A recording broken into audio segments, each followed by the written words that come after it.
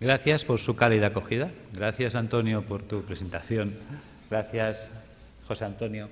Gracias a todos los que también hacéis posible este congreso. Y bueno, voy a intentar explicar en 45 minutos lo que es verdad. Se puede explicar en 5. Pero bueno, yo todavía no he aprendido esa técnica. Mi mujer siempre me dice que tengo que aprender a resumir. Bueno, intentaré resumir lo mejor que pueda. ¿En qué se basa el fundamento médico? Bien, en cierto modo es una integración. Como muy bien ha dicho Antonio, a veces parece que hay una controversia cuando hablamos de oncología. ¿Estamos hablando de acidificación? ¿Estamos hablando de alcalinización? ¿Quién tiene razón? ¿El cáncer es un problema alcalino? ¿El cáncer es un problema ácido? Los dos planteamientos tienen razón. Porque todo va a depender de qué estemos mirando y dónde estemos mirando. El tumor en su interior es alcalino, mientras que en su exterior es tremendamente ácido. Por lo tanto, se genera esa dualidad, acidosis metabólica y alcalosis tumoral. Vamos a intentar explicar cómo se genera este fenómeno, que también esto nos va a permitir abordar la enfermedad y provocar la apoptosis tumoral. Es decir, el motivo del proyecto de trabajo que yo desarrollé inicialmente tenía una finalidad. Como yo trabajaba en hospital, me movía en hospital, estaba formado con la línea de hospital, veía realmente que en aquella época, pues, si tenemos una leucemia, un linfoma o un cáncer de mama, es igual, según sea de niños o de adultos, pues la única solución que teníamos era la quimioterapia. Pero esta realmente resultaba ser una terapia muy dura para el paciente, náuseas, vómitos, pérdida de pelo, en muchos casos hasta se perdían los dientes, se descalcificaban las personas, dolores terribles. Claro, te planteabas cómo conseguir que el niño que estaba en tratamiento, cuando yo estaba en oncología infantil, cómo conseguir que el niño sufriera menos y cómo conseguir también que el tratamiento fuera más eficaz. Es decir, si en lugar de dar 20 sesiones, si lo podíamos solucionar con 10, con 5. Bien, y eso es lo que me llevó a investigar qué podíamos hacer para mitigar la situación del paciente. Entonces me planteé que lo primero que teníamos que hacer era entender, para resolver un problema, lo primero que hay que hacer es entender el problema. ¿Qué es el cáncer? Te dicen, bueno, unas células que se han vuelto malas. Y bueno, sí, pero ¿y por qué? Ayer no eran malas y hoy sí lo son. Algo ha hecho que estas células degeneren, algo ha hecho que estas células se alteren. ¿Qué es lo que hay? Nadie daba contestación. ¿Hay alguna...? ¿No se oye bien en la sala? Es que parece que había un comentario por el fondo. Bien, volvemos. Entonces, ¿qué es lo que qué es lo que puede hacer que la célula se vuelva mala? Bien. Pasa el tiempo, indagas, te mueves, estudias medicina ortomolecular, estudias fitoterapia, estudias homeopatía, estudias dietética y nutrición, que son cosas que en la facultad no nos enseñan. Tienes que marcharte fuera del país, porque aquí eso no se enseñaba. Entonces, pues bueno, tuve la suerte de ir topando con gente extraordinaria, como fue Brillinger, el grupo de Hofer, estuve con Demars, en Jan, en Francia, en Austria, estuve en Holanda con Oswald, estuve en Manchester con Norman Eddy, pude estar en Houston con el grupo de John Stiles, Will Spark, Denis de Lucas. Toda esta gente me fue abriendo un campo de posibilidades y una visión de la enfermedad. Con todo ese bagaje de contactos y conocimientos, pues entonces nos planteamos montar ya un proyecto. Yo estaba en la universidad haciendo prácticas de histología y me hizo gracia que muchas veces hacía extinciones y unas salían artefactadas y otras no.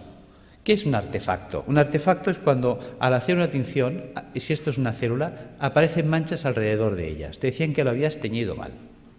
Y en cambio otras salían perfectas, solo se teñía la célula y el entorno no. Bien, tú con la ignorancia de estudiante piensas que sí, que igual has hecho mal la tinción, pero un día cae en tus manos un libro. Y el doctor Pischinger es un hombre que es anatomopatólogo, es catedrático de la Facultad de Medicina en Viena, en Austria, y presenta una tesis doctoral cum laude que se presenta, creo que se publicó en el año 70, The Matrix and the Matrix Regulations. Yo este trabajo lo conozco a través del doctor Ovirne. Me intereso por ese libro, lo leo, y creo que este hombre nos abre las puertas a la comprensión de la enfermedad, no del cáncer, de todas. Este hombre nos plantea que la enfermedad empieza alrededor de la célula, no en la célula. Es el entorno celular el responsable de que la célula se altere. Bien por fallo renal, bien por fallo hepático, bien por fallo pulmonar o bien por fallo multisistémico, todos a la vez. El sistema básico podríamos decir que consta de esto, de pulmón, hígado, riñón, sistema vascular arterial, sistema vascular venoso, sistema intersticial, célula. En este caso hemos puesto la piel, pero que sepáis que también puedo poner mucosa, es indistinto. Si os fijáis, de aquí para aquí piel y de aquí para adentro mucosa. Si ahora cortara el labio, tendría en un lado piel, otro mucosa y el sistema celular en medio. Luego entenderéis por qué explico este detalle. Bien, ¿qué ocurre? Resulta que el pulmón, el hígado y el riñón son filtros que como tales trabajan 24 horas al día desde que nacemos hasta que morimos. El corazón de una persona en reposo sabemos que mueve 5 litros de sangre por minuto. Luego, por cada uno de estos filtros pasarán, lógicamente, como mínimo 5 litros de sangre por minuto. Todo el mundo entiende que si esto es el filtro del aire de un automóvil, ponemos en marcha el automóvil y el aire pasa a través del filtro, el filtro se va a ensuciar. Y te dicen que cuando esté sucio, cuando tenga 5 o 10.000 kilómetros según el tipo de filtro, que lo cambies. Lo entendemos en un coche, pero no lo queremos entender en las personas. Vamos a reflexionar sobre este dato. 5 litros de sangre por minuto y una persona en reposo. Si cada minuto pasan 5 litros de sangre, ¿qué es lo que están filtrando estos señores? Los residuos metabólicos del sistema celular. De la sangre arterial es la que lleva oxígeno, azúcares, grasas, proteínas, minerales. ¿Para qué? Para nutrir al sistema celular. Hay que enviarle oxígeno, hay que enviarle grasas, hay que enviarle proteínas para que la célula se nutra, se oxigene, viva. Pero esta célula, cada vez que respira, cada vez que recibe oxígeno, ella genera un residual metabólico o basura, que es el CO2. Si yo le envío grasas, ella la va a usar y la va a metabolizar, y cuando esta grasa se degrada, la tira, que es el colesterol. Algo así cuando nosotros ponemos aceite de oliva en una sartén, freímos un huevo, freímos una chistorra y cuando el aceite está quemado lo tiramos. Pues el colesterol sería el aceite quemado, que este debe ser eliminado. Y si le enviamos proteínas, me devuelve ácido úrico. Son ejemplos sencillos. Sabemos que es mucho más compleja la bioquímica celular, pero nos vamos a centrar en 3 datos, en 3 valores fácilmente comprensibles. ¿Qué hay que hacer con estos residuos, esos excrementos celulares? También veréis por qué hablo de excremento, que se excreta. Pues tendrá que ir al sistema venoso y a través del sistema venoso alcanzar pulmón, hígado y riñón y ser eliminados. Fácil es entender que si la célula genera 3 bolsas de basura y eliminamos 3 bolsas de basura, no hay problema. Resulta que estos residuos son de carácter ácido. Ácidos grasos, ácido úrico, ácido carbónico. Bien, mientras el cuerpo sea capaz de hacer esto, no hay problema. Volvamos, rebobinemos. Hemos dicho que el corazón de una persona en reposo mueve 5 litros de sangre por minuto. Eso quiere decir que si en un minuto pasan 5 litros de sangre por el pulmón, el hígado y el riñón para ser filtrados, en 60 minutos pasarán el equivalente a 300 litros. 60 minutos es una hora, luego son 300 litros por hora, que no lo pensamos. Resulta que el día tiene 24 horas. Si en una hora hemos filtrado 300 litros, en 24 horas habremos filtrado el equivalente a 7.200 litros de sangre. Vamos a ser generosos y le vamos a asignar a la sangre densidad 1, como si fuera el agua, que es más densa. La sangre, ya lo sabemos. 1 litro, 1 kilo. Sabemos que 1 litro de agua pesa 1 kilo. Por lo tanto, 7.200 litros pesarán 7.200 kilos. Sabemos que cada 1.000 kilos es una tonelada. Luego estamos hablando del equivalente a un camión de 7 toneladas al día. ¿De qué tamaño es el pulmón? ¿De qué tamaño es el hígado? ¿De qué tamaño es el riñón? Son cosas que nunca nos planteamos ni nos preguntamos. Esto lo explicó Da Vinci. Da Vinci es un hombre que hace un trabajo de anatomía, estudia el cuerpo humano y aprovecha para comprender el cuerpo humano. Porque una de las preguntas que se hacía él era saber qué definía el cuerpo humano, dónde residía el equilibrio, la proporción del cuerpo humano. Y la encuentra en el puño. Por eso desde entonces los pintores hacen este gesto para pintar. El dedo sirve para establecer el punto de fuga y darle profundidad al plano. El puño es la proporción para trasladar al lienzo. Desde entonces sabemos que si yo me quiero comprar un calcetín, el perimetral del puño es la longitud de mi pie. O simplemente cojo referencias anatómicas, mi costilla y mi clavícula. Si miramos aquí dentro está mi pulmón. ¿Qué pasa? Que mis 2 puños son mi pulmón. Si yo cojo como referencias la costilla, aquí dentro está mi hígado. Por lo tanto, si yo cierro los puños, veréis que es la distancia que estoy marcando, 2 puños. Si pongo el puño detrás, el espacio entre costillas y cadera es mi puño. ¿Cuántas veces habéis oído tengo el estómago en un puño? Y es porque estamos dimensionados por el puño. Por lo tanto, hemos hecho esta representación para que veáis el tamaño del pulmón, del hígado y del riñón. Son 2 puños de una persona. ¿Os imagináis un camión de 7 toneladas? Es una persona en reposo. Que sepamos, en reposo toda la vida, Buda, que vivía en meditación trascendental. Nosotros no somos Buda. Nervios, estrés, sobrecargas alimentarias, tóxicos alimentarios. Esto va a hacer que estos filtros vayan trabajando de un modo, digamos, enloquecido. Llega un momento que, por lo tanto, estos filtros se van a obstruir. Y si nadie se ocupa de limpiarlos, porque nadie nos enseña cómo mantenerlos, ya que nosotros no los podemos cambiar en un coche. Nosotros cada 5.000 kilómetros, cada 5 años, no podemos estar cambiando los filtros del aire, el filtro del aceite y el filtro de la gasolina como en un coche. Claro, pues si no nos cuentan nada ni hacemos nada, estos se obstruirán. Empezaremos, por lo tanto, a retener CO2. Empezaremos a retener colesterol, empezaremos a retener ácido úrico, puesto que un filtro obstruido ya no trabaja al 100%, su rendimiento cae. Entonces nos vamos a encontrar que en el organismo puede variar el pH. Claro, el cuerpo no puede permitir que el pH varíe en sangre. Muchas veces nos preguntamos, ¿cómo es posible que un deportista de élite, entrenado, perfecto, esté corriendo en un campo y caiga fulminado muerte súbita? Porque a veces ha ocurrido eso, un bloqueo metabólico. Es decir, la acidosis metabólica que ha generado ha sido tal que su pulmón, hígado y riñón no han sido capaces de drenar, ha entrado en una acidosis metabólica brutal en sangre. Sabemos que una variación del pH en un medio provoca un stop de reacciones químicas. Las reacciones químicas en sangre se paran, muerte. Algo tan simple, digamos, se nos pasa por alto.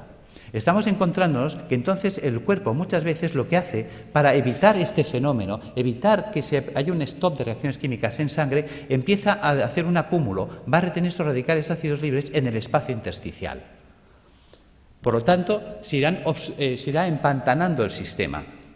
La interposición de residuos metabólicos en el espacio intersticial entre el capilar y las células, las endotoxinas, van a generar una serie de dificultad para la nutrición celular. Son los trabajos también de Reykjavik, cuando hablaba de la homotoxicología, es decir, la célula acabará ahogada por sus propios residuos metabólicos, por sus propios detritus, por sus propios excrementos. Esta barrera de ácidos que se nos va a formar, de ácido úrico, de ácidos grasos, etcétera, va a impedir que la célula se nutra. Veamos. ¿Veis la diferencia de imágenes? Es decir, la célula sana vive, digamos, flotando. El 70% del cuerpo es agua. Fijaros que eso es lo que llamaríamos el plasma intersticial. Ella tiene que vivir en una piscina de agua cristalina y transparente. Si los filtros se obstruyen, y ya este drenaje no se puede llevar al 100%. Imaginaros que la capacidad de filtraje es del 80%. Quiere decir que el 80% del carbónico, el 80% de los ácidos grasos, el 80% del ácido úrico se eliminará, pero el 20% se quedará parte atascado en los filtros, parte en sangre y parte se empezará a acumular en el espacio intersticial. Si esto se va llevando en el tiempo hacia adelante, acabará ocurriendo esto. Fijaros que ahora el entorno celular, y esa era la idea de Pischinger, la enfermedad empieza alrededor de la célula, no en la célula. Es el entorno celular el que va a degradar ese sistema. Fijaros que ahora la célula ya entra en precario. Fijaros que estos son ácidos. Los ácidos son altamente corrosivos. ¿Qué pasa? Que si yo tengo aquí oxígeno y quiero que el oxígeno vaya del capilar hasta la célula, tiene que atravesar esta barrera de ácidos y reaccionan con él y se los sacuden del medio. Cualquier nutriente tendrá que quedarse aquí, atacado por los ácidos, con lo cual la célula se queda sin oxígeno y sin comida, y además atacada químicamente por sus propios ácidos. Fijaros que esto explica el por qué. Cuando yo tengo un tejido sano y hago una tinción celular, no se artefacta el entorno celular, mientras que cuando tengo un tejido enfermo y hago una tinción en una anatomía patológica, sí se artefacta el entorno celular, sí que fija colorantes. Se utilizan habitualmente colorantes de carácter básico, los ácidos fijan las bases, luego el entorno celular se ha vuelto ácido. Por lo tanto, los que hablan de que la degeneración celular está basada en un proceso de ácido, tienen razón, aquí están los ácidos. Claro, fijaros que esta célula en estas condiciones, ¿qué opciones tiene? Solo tiene 2 opciones. Sin oxígeno, sin comida y atacada químicamente por los ácidos, opción 1, morir. Por falta de oxígeno, quemadas químicamente por los radicales acumulados a su alrededor. Fijaros que si una célula no se defiende, no reacciona, porque la célula no es una tuerca, no es un tornillo, es un ser vivo, es inteligente, es un ser que lógicamente, por eso decimos que si no estuviera vivo no se podría morir. Fijaros que esta célula tiene que tener su capacidad de reacción. Una vez hicieron unos programas de televisión que clavaron esto. Creo que era una serie de dibujos animados que se llamaba Érase una vez la vida. Ahí lo clavaron. Las células son los ciudadanos del cuerpo. Los órganos, los edificios donde viven los ciudadanos. Arterias y venas, calles y avenidas, por donde transportamos los alimentos, por donde recogemos las basuras. Los nervios, el tendido eléctrico, las líneas de teléfonos, el sistema nervioso central, el ayuntamiento. Cuando miramos el cuerpo desde esta situación que parece infantil, fijaros que los americanos, si algo han tenido bueno, es enseñarnos ciencia a través de mecanismos infantiles, pues ¿por qué no aprovechar ese sistema que es altamente didáctico? Y tendremos una comprensión mayor de la enfermedad. ¿Qué pasa si las células se mueren? Imaginaos que una célula no se defiende, no reacciona. Se queda en ese medio y dice, bueno, pues me muero, esto ya se acabó. ¿Veis? Si se mueren las células del cerebro, porque esto está pasando en todo el cuerpo, entonces me quedaré sin células cerebrales, Alzheimer. Si se me mueren las células de la base del cerebro, Parkinson. ¿Veis? Fijaros que aquí tengo un cable en la mano. Por todos sitios hay cables. Los cables tienen un forro de plástico. Los cables conducen los impulsos eléctricos que en estos momentos nos permiten la informática, la luz, todo. En el cuerpo los nervios conducen todos los impulsos eléctricos y electroquímicos. Pero están forrados de la vaina de mielina. La vaina de mielina sería el plástico. ¿Qué pasaría si yo echara un chorro de ácido sobre los plásticos, sobre los aislantes de los cables? Que el ácido haría una acción corrosiva sobre el plástico. El cable se cortocircuitaría, pero dejaría de conducir. ¿Qué pasa si resulta que los nervios que me están uniendo esta célula con el cerebro, la mielina es atacada por los ácidos que hay a su alrededor? Se degrada la mielina. Sin mielina hago una enfermedad desmielinizante, esclerosis múltiple, esclerosis lateral amiotrófica, esclerosis en placa. Pissinger fue un genio. Nos hizo entender las enfermedades. ¿Veis? ¿Qué pasa si la célula, imaginaos que aquí ponemos piel y aquí le ponemos un pezón? ¿Veis? Esto es una célula del pecho. Imaginaos que esta célula se muere. ¿Veis? Un tejido con células muertas es un tejido fibroso. Hablaremos, por lo tanto, de fibromas. ¿Ves? Fibroma mamario, fibroma uterino, fibrosis prostática. ¿Ves? Que el fibroadenoma a nadie le preocupa. ¿Por qué a nadie le preocupa? Es un fibroma. Pues porque un fibroma son células muertas y las células muertas no matan. Fijaros cómo somos. Vemos el problema, pero no estamos siendo capaces de valorar la trascendencia del problema. ¿Ves? Mientras tanto, si se mueren las células del pulmón, amigo, fibrosis pulmonar, fibrosis hepática si se mueren las del hígado, fibrosis renal si se mueren las del riñón. Y fíjate que decimos fibrosis pulmonar de causa idiopática. ¿Y por qué hablamos de causa idiopática? Porque estamos acostumbrados a que si no hay bichito no hay causa. Entonces tiene que haber el bichito. Y si no encontramos la bacteria de turno, el hongo de turno o el virus de turno, entonces no sabemos por qué se ha fibrosado el pulmón. Y es tan sencillo como esto. Al pulmón le está llegando más basura de la que puede tirar. Y es una basura de carácter ácido. Imaginaos que yo soy una célula pulmonar, tengo que recibir el carbónico, tirarlo, coger el oxígeno, meterlo. Y estoy todo el santo día trabajando como un burro. Y de pronto me empieza a llegar más carbónico del que puedo tirar porque yo estoy agotado. Al final yo acabo sepultado en carbónico. El carbónico químicamente me quema. Al quemarme me muero. No es tan difícil de entender. Y eso pasa en el hígado, pasa en el riñón. ¿Ves? Son las enfermedades esclerosantes que llamamos, que están ahí en el saco perdidos de Dios. Las enfermedades de carácter idiopática, claro, para eso no hay tratamiento, porque no hay la pastillita. Bien, ¿qué ocurre si la célula sobrevive? ¿Ves? La célula decide no morirse, va a luchar. Hay células que se rebelan. Yo soy un superviviente, yo voy a luchar. ¿Cómo lo hace? Hay 4 mecanismos. Uno, hacer un globo de agua. Voy a retener agua y me voy a envolver en agua. Me monto mi mini piscina. Vale. ¿Ves? Estoy desplazando los ácidos, mantengo un canal de comunicación con el sistema celular, con el capilar arterial y recibo nutrición y tiro la basura fuera. ¿Veis? Fíjate que en el sistema celular del cuerpo funciona el dime tú qué sabes. O lo que hacemos todos en un examen cuando nos hace una pregunta y no sabemos. Miramos al de al lado. Oye, ¿tú qué haces? Dice, yo me echo un globo de agua. Dice, vale, yo te me hago otro. Y la de al lado me copia. Y se empiezan a copiar todas las células. Si todas las células empiezan a retener un globo de agua, es esa persona que empieza a engordar, engordar, engordar. Y ya puede hacer dietas que no adelgaza. ¿Ves? Hay gente que dice, es que yo he ido a una clínica carísima, me han cobrado 6.000 euros, me han tenido 5 días a agua y he engordado. Yo tengo pacientes que vienen diciéndome esto.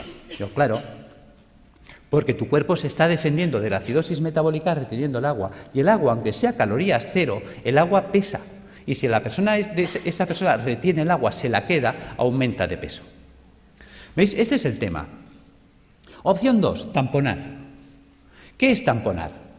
Tamponar es convertir un ácido en una sal. ¿Veis? Fijaros, por ejemplo, aquí tenemos una imagen de un hueso y una imagen de un hueso pues ya osteoporótico, lleno de agujeros, parece un queso gruyère. ¿Veis? Yo tengo ácido clorhídrico, que es un ácido terrible. Yo podía hacerlo reaccionar con hidróxido sódico. Con el OH del hidróxido sódico y el hidrogenión del clorhídrico, puedo formar H2O. Y con el cloro y el sodio, cloruro sódico. ¿Veis? He convertido el ácido clorhídrico en cloruro sódico. Fijaros que si yo tengo una jarrita de ácido clorhídrico y dejo caer un chorrito en la mano, tal como cae el chorrito, me perfora la mano más rápida que un Black & Decker. Lo sabéis. Es terriblemente corrosivo. Mientras que yo puedo coger la sal, el cloruro sódico a puñados y soltarlo y no pasa nada. Por lo tanto, el cuerpo hace lo mismo. Quitarle a Juan para darle a Pedro. Cuando un tejido vital entra en compromiso, ¿qué hace el cuerpo? Sacrifica una estructura para mantener viva otra. Entonces, si yo tengo ácido úrico en el espacio intersticial, ¿qué puedo hacer? Pues empezar a robar minerales de los huesos. Si tengo ácido úrico, formaré urato sódico. Si tengo ácido palmítico, palmitato sódico. Si tengo ácido carbónico, carbonato cálcico. ¿De dónde puedo robar calcio y sodio? De los huesos. Y empezamos a entender la osteoporosis, la artrosis, la artritis, el ataque ácido a los huesos. ¿Veis?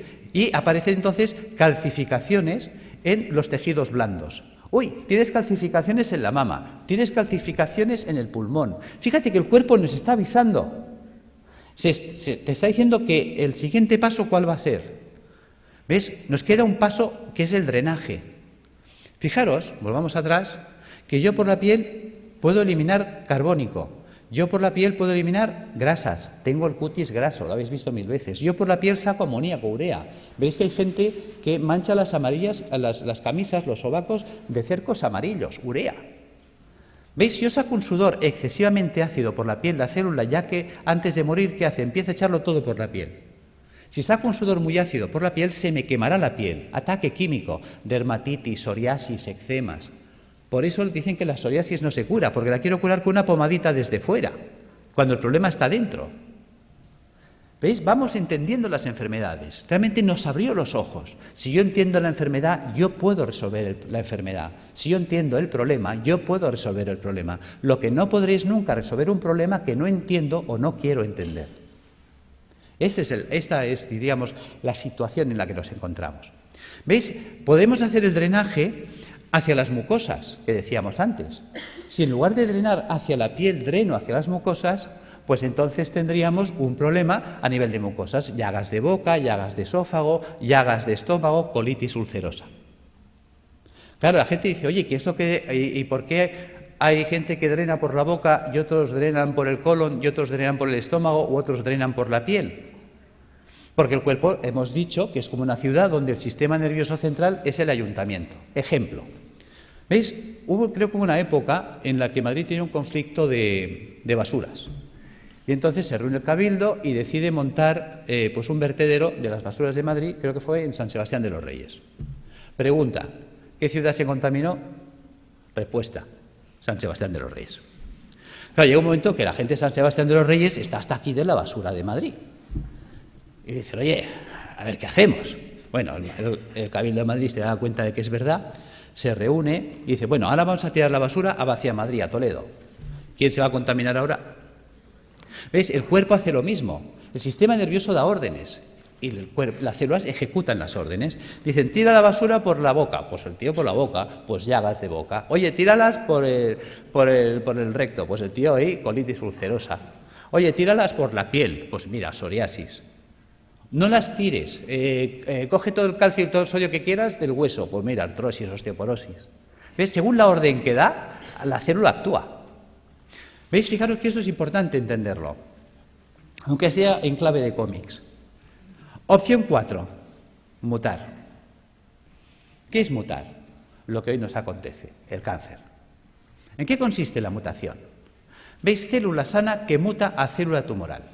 ¿Cómo vive la célula sana? La célula sana vive en un medio alcalino, vive con oxígeno, vive con poco sodio y vive utilizando proteínas levógiras giradas a la izquierda. ¿Qué ha pasado? Ha pasado que el medio se ha vuelto ácido. ¿Veis? La célula tumoral muta porque su entorno ya no es alcalino, se ha vuelto ácido. Se ha quedado sin oxígeno. ¿Qué opción le queda a esta célula sin oxígeno? Solo tiene dos opciones, o morir o mutar. ¿En qué consiste la mutación? ¿Veis? Sabéis que la célula para vivir necesita energía. La energía es el ATP. ¿De dónde saca el ATP? Bueno, pues hemos hablado, creo que se ha hablado hoy del ciclo de Krebs. ¿Ves? En la mitocondria podemos obtener el ATP a través de la vía oxidativa, con oxígeno. Pero cuando una célula no tiene oxígeno, puede abrir una ruta alternativa que es la del pirúvico. Y entonces, a través de la glicólisis con el pirúvico, obtener ATP más ácido láctico más alcohol. Por eso, quien nos dice que en los tumores hay alcohol, se explica, porque es una ruta de fermentación ácida. Y esa ruta anaeróbica le permite seguir viviendo a la célula, que es un mecanismo de supervivencia, porque está en juego su vida. Y entonces, ¿ella qué hace? Empieza a cargar mucho sodio en su interior. ¿Veis? La célula normal, la célula sana, tiene potasio en el interior del citoplasma y sodio fuera. Se invierte, entra el sodio dentro de la célula a mansalva y el potasio sale, porque estamos usando un sistema inverso. ¿Veis? Ahora se explica cuando dicen es que los tumores son alcalinos. Claro, la célula tiene que ser muy alcalina en su interior para aguantar el ataque ácido exterior. ¿Entendéis que todos tienen razón? Si yo estoy mirando el interior tumoral, me encuentro con una alcalosis, mientras que si estoy mirando el exterior, me encuentro con acidosis. Esta es la explicación. Por lo tanto, vamos entrando en razón. Cuando estamos ya en una situación tumoral, ¿qué nos propone la medicina académica? La medicina académica nos propone que hay que cortarle la cabeza al tumor, evidentemente si se puede, si es accesible quirúrgicamente. Es decir, la decapitación del tumor es lo que llamaríamos la cirugía. Opción 2, a la hoguera, achicharrar el tumor. La radioterapia. Opción 3, el envenenamiento. Eso sería la quimioterapia. ¿Ves? La célula tumoral, la quimioterapia es un citotóxico, o sea, es un tóxico para la célula, hay que matarla. ¿Veis? Por lo tanto, o la mato de un hachazo, o la mato porque la achicharro, o la mato porque la enveneno. La cuestión es que hay que matarla. Y además es verdad, porque si no nos mataría a nosotros.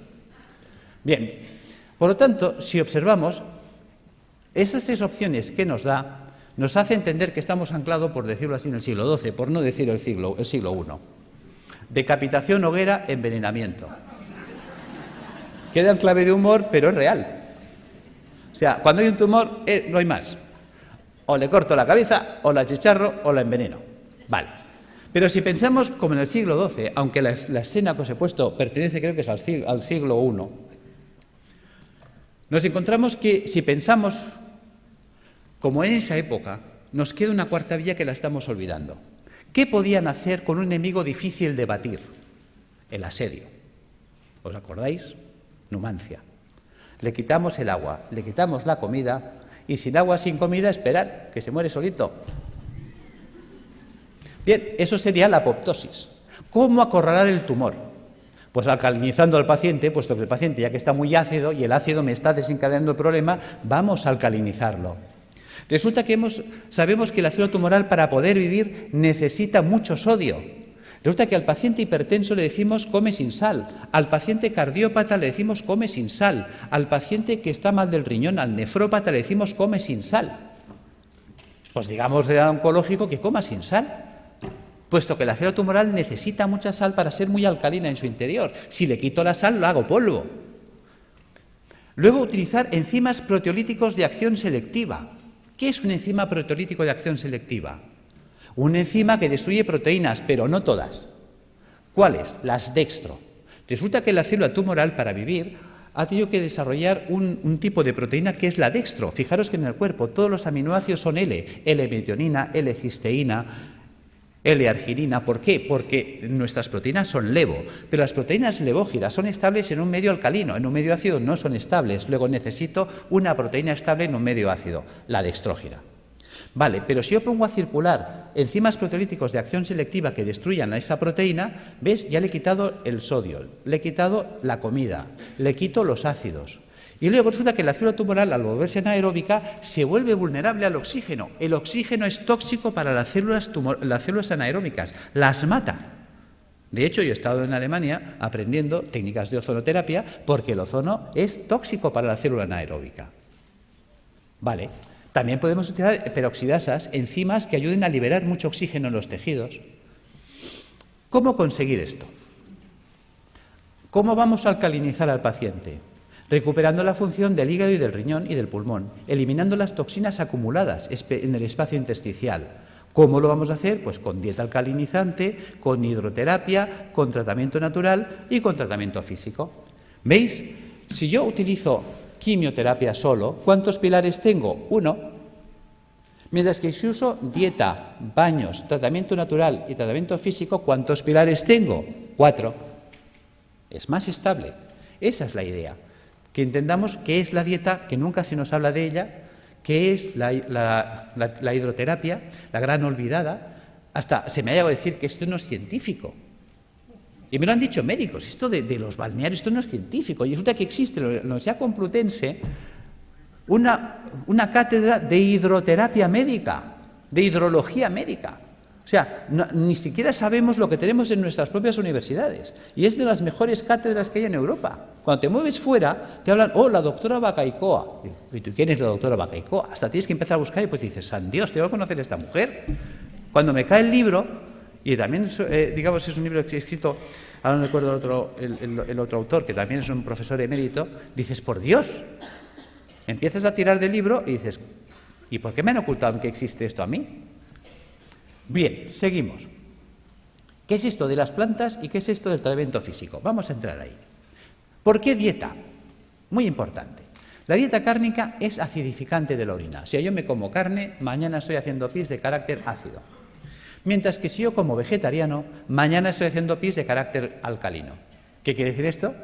Que la dieta vegetariana me alcaliniza. Vale. Por lo tanto, vamos a hacer dietas vegetarianas. ¿Veis? Un filtro sucio no es un filtro roto. Un filtro sucio se puede lavar. ¿Y con qué se lavan las cosas? Con agua. A veces, tan simple que es, no nos lo podemos creer. Resulta que el 95% de la fruta y la verdura es agua. Con la dieta vegetariana se lavan los filtros. ¿Veis? Ensalada, bistec y fruta. Quito el bistec. ¿Qué me queda? Ensalada y fruta. ¿Veis? ¿Os suena los viernes no comer carne? Claro que os suena. Que la gente dice, uy, eso es cosa de curas. Claro, y la palabra cura viene de curar. Mens sana in corpore sano.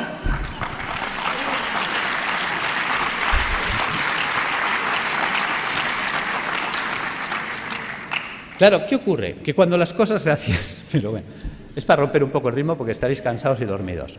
Claro, ¿qué ocurre? Claro, la gente lo relaciona con los curas, pero con la parte mística. Claro, dice, la gente dice, ¿y esto de dónde lo han sacado los curas? Vas tirando del libro y los curas lo sacaron de un médico, Galeno. ¿Ves? Yo me acuerdo cuando empecé la carrera de medicina, fue la época que se rompieron los números clausus y entraron 3.000 personas a la universidad. Dijeron, nada. Puertas abiertas, que entre todo el mundo y que sea un curso selectivo. Y estábamos 3.000 en primero de carrera. Y entonces había una asignatura opcional, optativa, que se llamaba Historia de la Medicina. ¿Sabéis cuántos se apuntaron a esa asignatura de los 3.000 que estábamos en primero? Nadie más. Con lo cual me fue genial, porque tuve un catedrático, clases particulares para mí solo. Y ese hombre, que fue el doctor Felipe Cid, al cual le tengo un recuerdo maravilloso, me dijo, te voy a citar una frase de Napoleón para empezar tu formación en Historia de la Medicina. Hay de aquel pueblo que olvida su historia porque está condenado a repetirla. Tenía razón.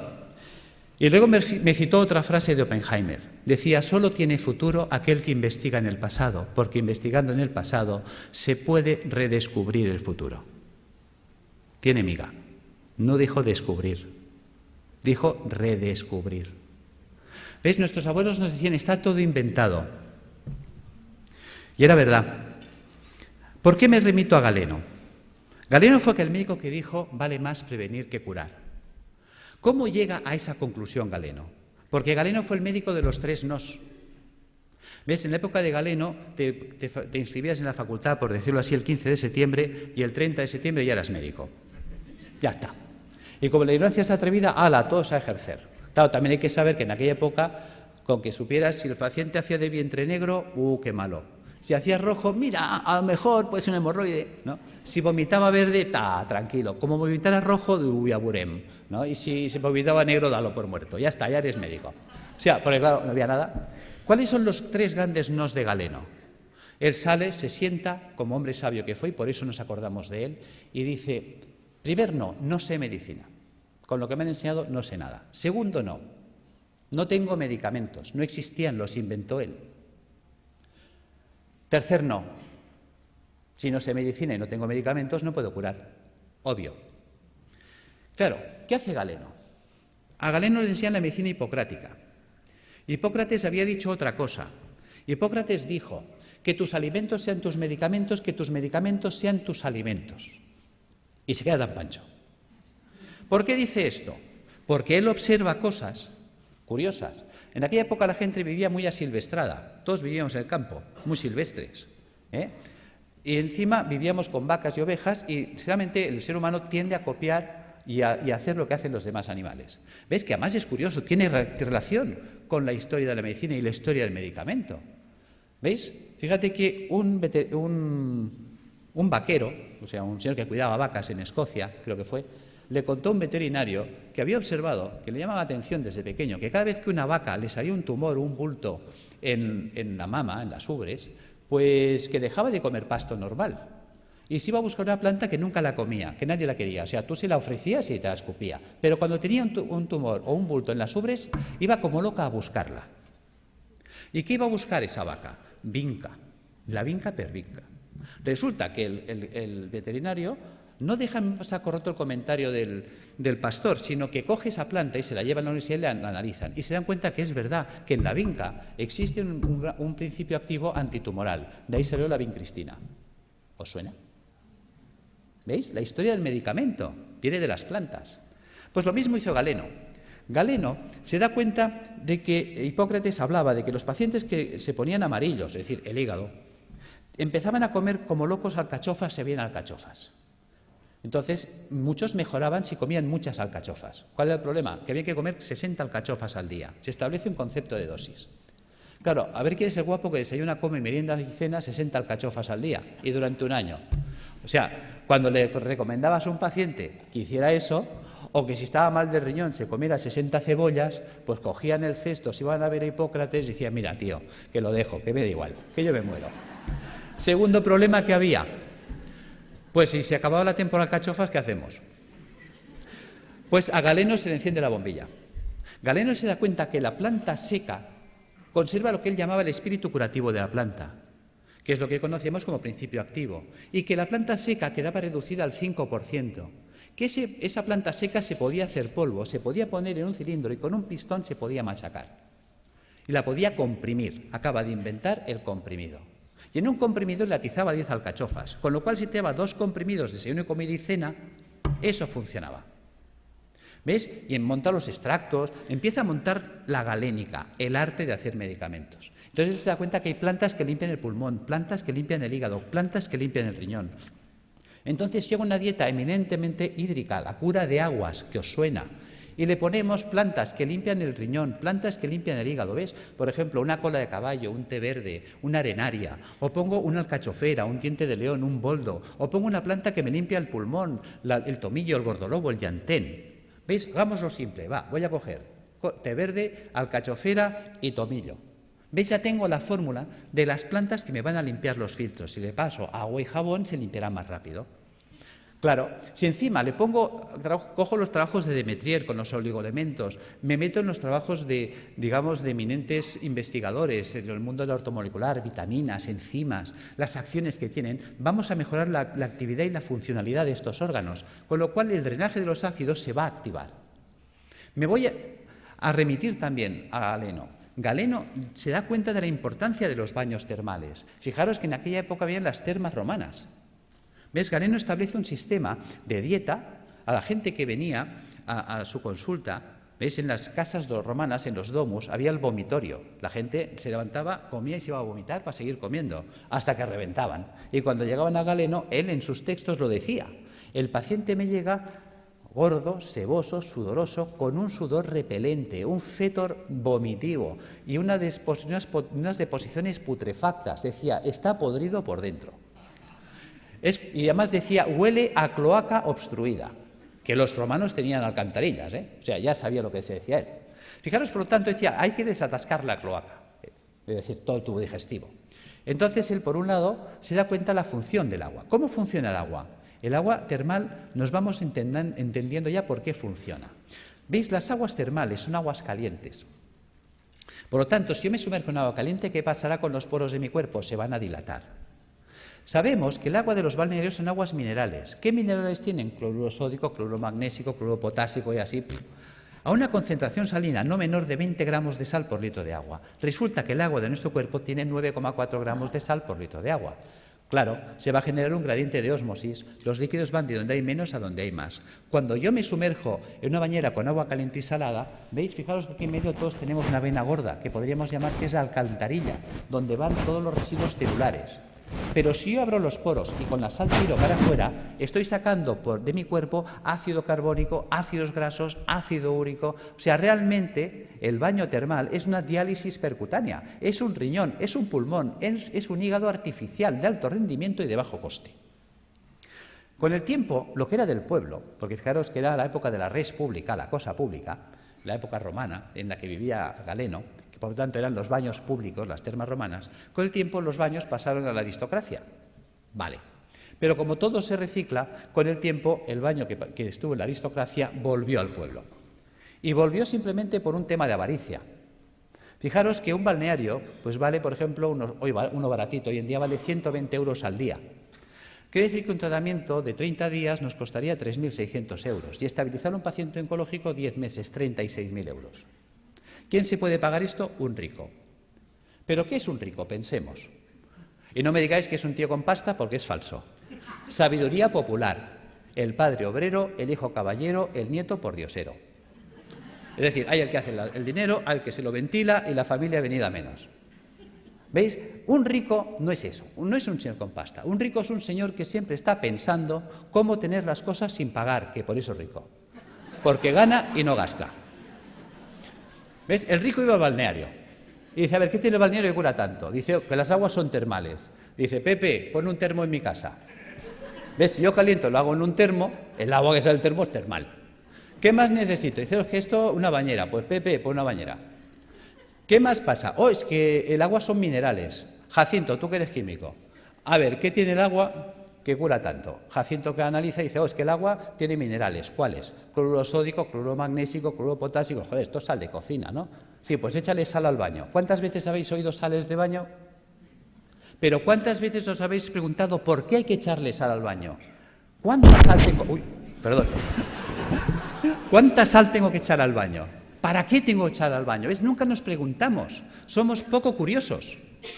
Resulta que Jacinto, que era químico, le dice, es que tiene 20 gramos de sal por litro de agua. Claro, el tío que está acostumbrado a hacer números dice, pues que me haga una bañera que llena hasta la mitad cubique 100 litros.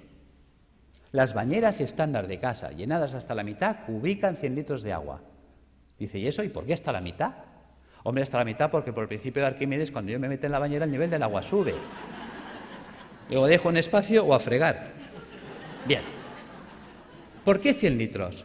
¿Cómo sé que en mi bañera tengo 20 gramos de sal por litro de agua? Echando 2 kilos de sal. ¿Ves? 2 kilos son 2.000 gramos. 2.000 gramos en 100, tacho 2 ceros. Tacho 2 ceros, 20 a 1. Ya tengo la concentración salina. ¿Qué vale 1 kilo de sal? El otro día lo compré en el Capravo, mientras no nos suban el IVA, a 15 céntimos el kilo. Luego 2 kilos, 30 céntimos. 30 céntimos por 30 días, 9 euros. Y en casa. Yo tengo pacientes que me llegan desesperados, y no por falta de razón. Me dicen, estoy en insuficiencia renal crónica desde hace 10 años.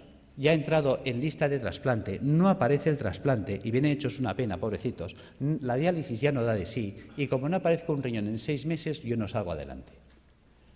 Simplemente por decirle, ponte en la bañera con 2 kilos de sal cada día, a los 15 días ese hombre está alucinado de cómo tiene sus análisis, porque está haciendo una diálisis diaria. Está sacando ácido úrico por los poros, por ósmosis.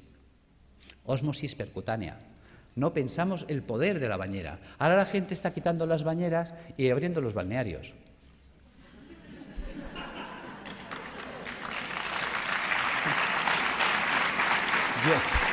Gracias. Seguimos. Ya entendemos para qué la bañera, ya entendemos para qué una dieta hídrica. Hay mucha gente que me dice, Alberto, ¿hay que ser entonces vegetariano? No, tampoco. Y a ver, cuéntame esto, si me dices que la dieta vegetariana es buena. Bueno, es que una cosa es que la dieta vegetariana sea buena y otra cosa es que tengamos que ser vegetarianos. ¿Ves? Una vaca es vegetariana. ¿Por qué? Ella solo come vegetales. ¿Por qué? Porque puede. La vaca tiene 4 estómagos, panza, bonete, lebrillo y cuajar. La vaca puede hacer 4 digestiones al mundo vegetal. Por eso la vaca consigue el 100% de los nutrientes del mundo vegetal. ¿Cuántos estómagos tenemos nosotros? Nosotros tenemos un estómago. No podemos ser vaca. Nos falta tecnología digestiva. Es así de sencillo. ¿Ves? Hay gente que dice que yo sí, puede sobrevivir, porque el cuerpo está adaptado a sobrevivir, pero no a vivir. ¿Ves? Hay herbívoros, hay omnívoros y hay carnívoros. Nosotros somos omnívoros. Pero eso no quiere decir que nos venga bien un día a la semana limpiar. Fijaros, los reyes inventaron la bula para comer carne los viernes. Los reyes no lavaban los filtros. Pregunta, ¿de qué se morían los reyes? Los reyes se morían de gota, de ácido úrico. ¿Ves? Los ácidos son los que nos matan. Si a mí se me tapa el riñón, yo no podré eliminar el ácido úrico. El ácido úrico me va a corroer los huesos, un dolor terrible, y me va a corroer el sistema arterial por dentro y venoso. Al final me muero de una hemorragia urémica. Fijaros, perforación de las arterias, muerte. Si a mí se me tapa el hígado, no podré eliminar el colesterol. Si no puedo eliminar el colesterol, se me acumulan las arterias, se taponan, infarto, muerto. Si a mí se me tapa el pulmón, no podré eliminar el CO2. El CO2 se me acumula, ya sabéis, es citotóxico, muerto.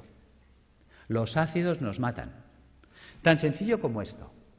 Entonces, si añadimos esto a la dieta hiposódica, que ¿cómo afecta esta dieta a la célula tumoral? La célula tumoral necesita mucho sodio para alcalinizar su citoplasma y poder así contrarrestar el ataque ácido externo. Si se queda sin sodio, no puede hacerlo. Y entonces el propio ataque ácido también la puede matar. ¿Cómo matar de hambre a la célula tumoral? Utilizando enzimas proteolíticos de acción selectiva que destruyen solo proteínas extrógenas. Ese fue el pecado de Chacón, encontrar enzimas que destruyen esas proteínas y mata de hambre a la célula, que es inocuo para el sistema, puesto que solo destruye proteínas dextrógenas que solo afecta a la colonia de células tumorales. La célula sana que no ha mutado, como ella sigue tirando de proteínas levógenas, a ella no se entera, no le afecta. ¿Cómo hiperoxigenar los tejidos? El simple drenaje de toxinas, por el simple drenaje de las toxinas, hará que llegue oxígeno a los tejidos. La ozonoterapia, habéis visto unos muy buenos resultados. Y suministrando al paciente enzimas hiperoxidasas, que también van a mejorar muchísimo. Y aquí están los trabajos con el peróxido de fenilglioxal, que en su día funcionó, de don Gregorio Ramón Cebrián, creo que se llamaba, el doctor Javier López Garcés, hicieron unos trabajos extraordinarios con las peroxidasas. Y yo las uso, funcionan muy bien. Tratamientos físicos, claro que sí, la acupuntura, la osteopatía, la quiropraxia, la magnetoterapia, todo esto nos va a ayudar a reequilibrar todos los sistemas bioenergéticos del cuerpo. ¿Qué ha pasado con toda esa acción que hemos desarrollado? Pues que la célula tumoral, su entorno ya no es ácido. A la célula tumoral le llega oxígeno, que es tóxico para las células anaeróbicas o tumorales. Se queda sin sodio y se queda sin proteínas dextrógenas. Traducido, la célula sana conserva íntegra toda su ruta metabólica, todo lo que ella necesita para vivir, mientras que la tumoral se la hemos quitado. Algo así como si yo tengo una célula que se ha adaptado a vivir en agua dulce, un pez que se ha adaptado a vivir en el agua dulce, y cojo ese pez y lo pongo en el mar otra vez.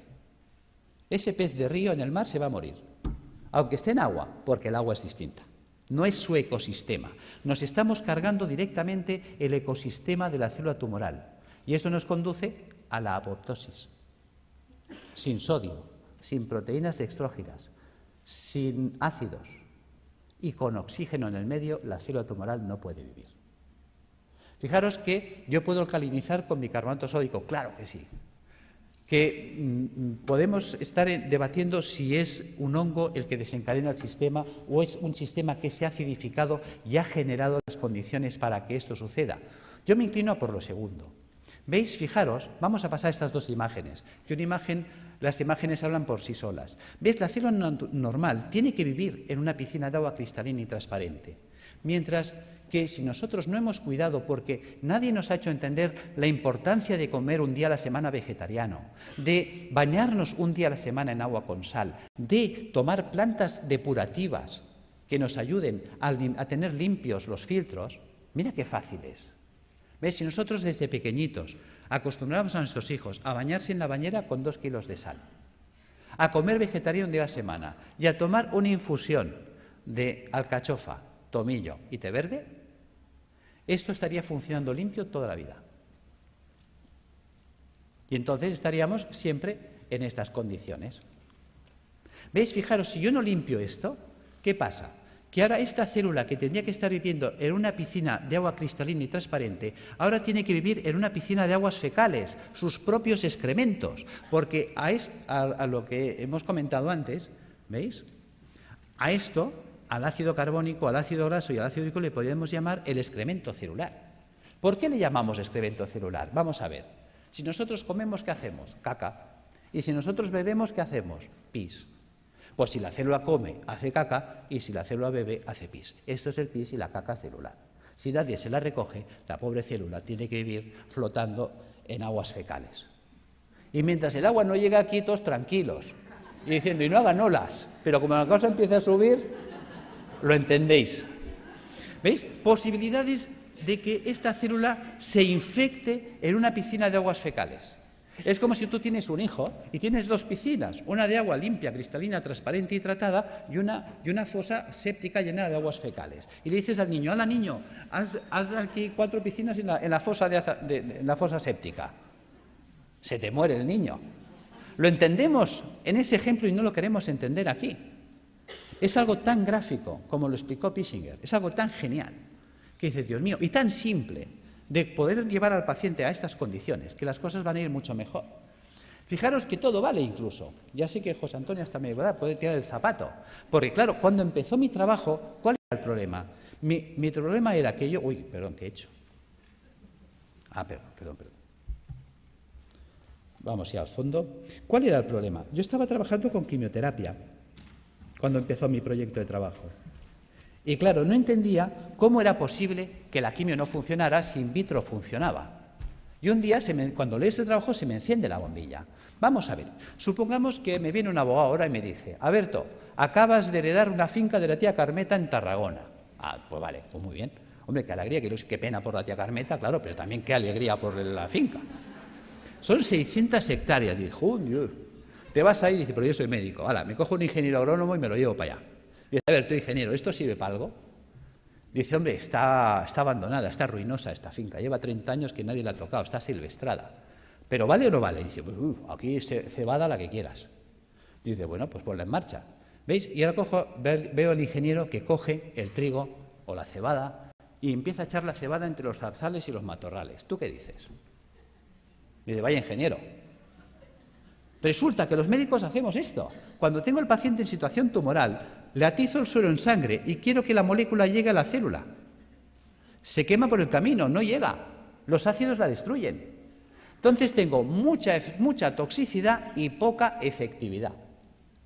Claro, cuando limpias el sistema, si tú ahora pones la quimio en sangre, ¿cuánta quimio llega?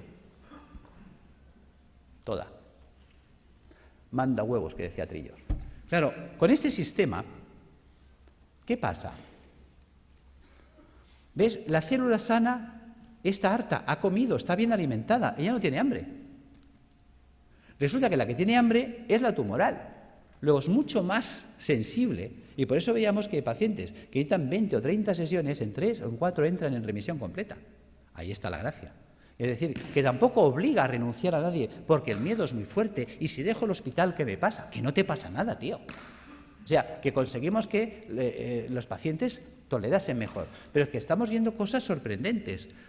Yo ahora he estado en Calcuta con los doctores Banerjee y ya el año pasado estuve con ellos en la Facultad de Medicina y me interesé muchísimo por sus trabajos. Llevo 20 años trabajando con homeopatía y yo la utilizaba como para tratar el terreno, para desintoxicar el sistema, que son los trabajos de Reykjavik, que todo eso me ha ido muy bien.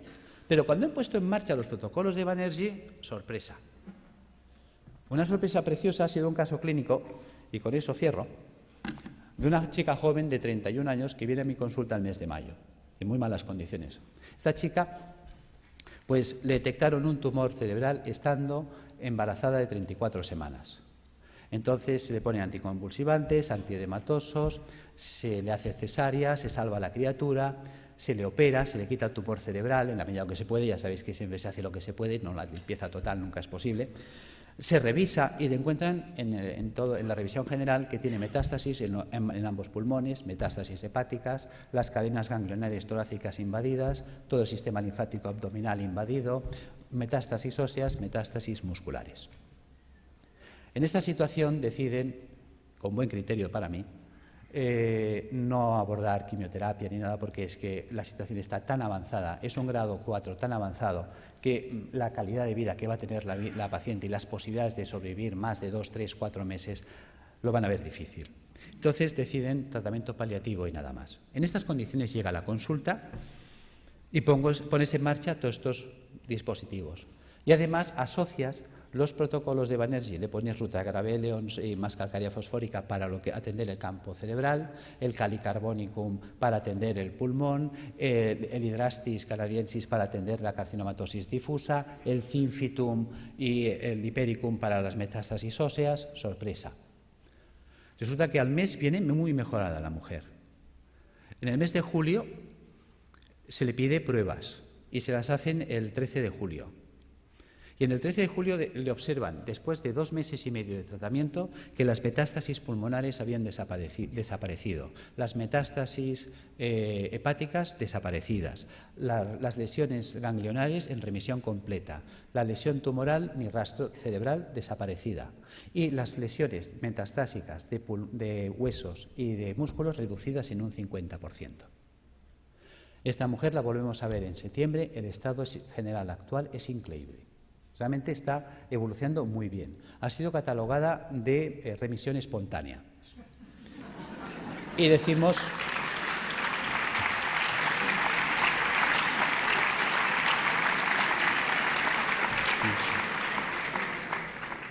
Y es verdad, está respondiendo espontáneamente porque se está produciendo una apoptosis. Pero se está produciendo la apoptosis porque la paciente está haciendo lo correcto. Ha cogido un camino que le funciona. Hay veces que gente me dice, Alberto, ¿tú curas cánceres? No. Pero sí que damos un manual de instrucciones que permiten que el cuerpo se coloque en condiciones tales que entonces el cuerpo sí puede curarse a sí mismo. En fin, espero no haber sido pesado. Gracias.